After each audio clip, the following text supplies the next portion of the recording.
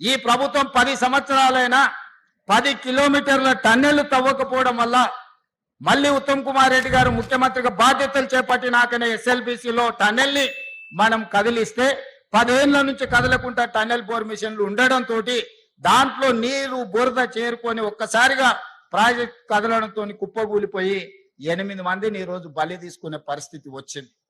తెలంగాణ రాష్ట్రం వచ్చినాక కూడా నల్గొండకు 3,60,000 ఎకరాలకు నీళ్లిచ్చే గ్రావిటీతో నీళ్లిచ్చే ఎస్ఎల్బిసి ఎందుకు ఆగిపోయిందో ఎవరు నిర్లక్ష్యంతో హార్డ్లీ 2,000 కోట్లు ఖర్చు పెడితే 3,60,000 ఎకరాలకు నీళ్లు వచ్చేది.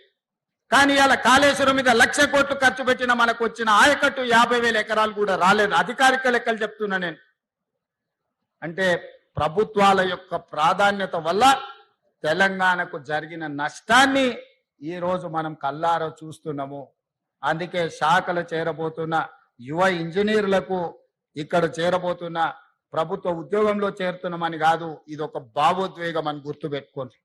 ప్రజల యొక్క సెంటిమెంట్, తెలంగాణ ప్రజలకున్న బిగ్గెస్ట్ సెంటిమెంట్ నీళ్లు. ఈ నీళ్లు అనే పదాన్ని మనం చాలా జాగ్రత్తగా వాడాలి. ఈ ప్రాజెక్టులను పూర్తి చెయ్యాలి. ప్రభుత్వం వైపు నుంచి సంపూర్ణంగా సహకరించి ఈరోజు నిజంగా సమయం వచ్చినప్పుడు ఖర్చు పెడతామంటే నీళ్ళకు ఖర్చు పెడతామంటే నిధులకు షార్టేజ్ వచ్చింది. అయినా ఏదో ఒకటి ప్రయత్నం చేస్తాం. తప్పకుండా సాగునీటి ప్రాజెక్టులు ఏవైతే ఉన్నాయో ఎస్ఎల్బిసి కానీ, కల్వకుర్తి కానీ, పాలమూరు రంగారెడ్డి ఎత్తిపోతలు కానీ, భీమా నెట్టంపాటుతో పాటు సీతారామ సాగర్ లాంటి ప్రాజెక్టులు కానీ, సమ్మక్క సారలక్క లాంటి ప్రాజెక్టులు, దేవాదుల ప్రాజెక్టులను మొదటి ప్రాధాన్యత కింద పెట్టుకొని పూర్తి చేస్తాము. దీనికి అందరూ సహకరించాల్సిందిగా ఈ రోజు ఉద్యోగంలో చేరబోతున్న వాళ్ళందరినీ మళ్ళొక్కసారి మనస్ఫూర్తిగా అభినందిస్తున్నా.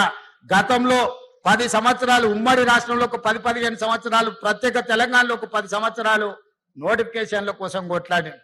కానీ మా ప్రభుత్వం వచ్చినాక నోటిఫికేషన్లు ఇస్తే వద్దని అశోక్ నగర్ చౌరస్తాలలో విద్యార్థులు ధర్నా చేసే కాడికి వచ్చింది.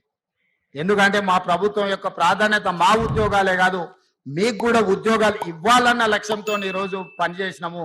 ఈ 14 నెలల్లో మీకు తెలుసు 60,000 ప్రభుత్వ ఉద్యోగ నియామకాలు చేపట్టి దేశంలోనే చరిత్ర సృష్టించినము. ప్రైవేట్ లో 1,00,000 ఉద్యోగాలు ఇచ్చినాము. 3 లక్షల కోట్ల రూపాయల ప్రైవేట్ కార్పొరేట్ పెట్టుబడులు తీసుకొచ్చినాము. యువత యొక్క విద్య, యువత యొక్క ఉద్యోగాలు మా ప్రభుత్వం యొక్క మొదటి ప్రాధాన్యత. అందుకే ఈరోజు ప్రభుత్వం ఉన్న ఖాళీలన్నిటిని కూడా భర్తీ చేసే బాధ్యత తీసుకున్నాం. ఈ రోజు గ్రూప్ 1 లో కూడా 563 మంది గ్రూప్ 1 ఉద్యోగులకు ఈ రోజు నియామక పత్రాలు ఇచ్చే సందర్భంలో కొంతమంది రాజకీయ ప్రేరేపితమైన పిటిషన్లు హైకోర్టులో వేసి ఉద్యోగ నియామకాలను అడ్డుకుంటున్నారు. 2011లో ఉమ్మడి రాష్ట్రంలో కిరణ్ కుమార్ రెడ్డి గారు నియామకాలు చేపడితే 15 సంవత్సరాలు గ్రూప్ 1 ఉద్యోగాల నియామకాలు చేపట్టలేదు. ఆనాడు పరీక్షలు నిర్వహిస్తే ప్రశ్న పత్రాలు జిరాక్స్ సెంటర్లలో అమ్ముకున్నారు.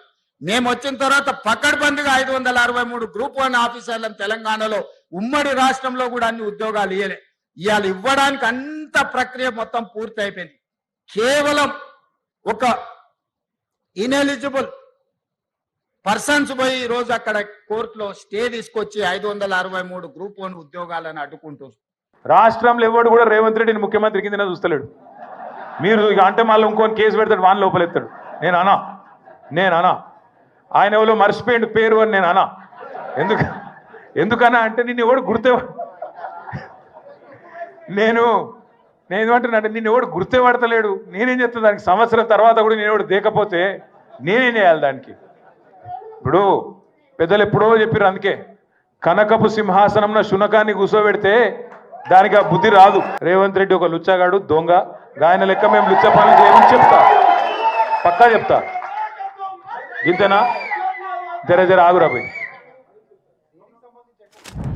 దేనికి సంబంధించా? లేని అవినీతిని పట్టుకుందామంటే ఆడికెళ్ళి దొరుకుతుంది. లేని అవినీతి గురించి లొట్టపీస్ కేసుల పాపం ఎత్తుకుతా ఉన్నారు వాళ్ళు.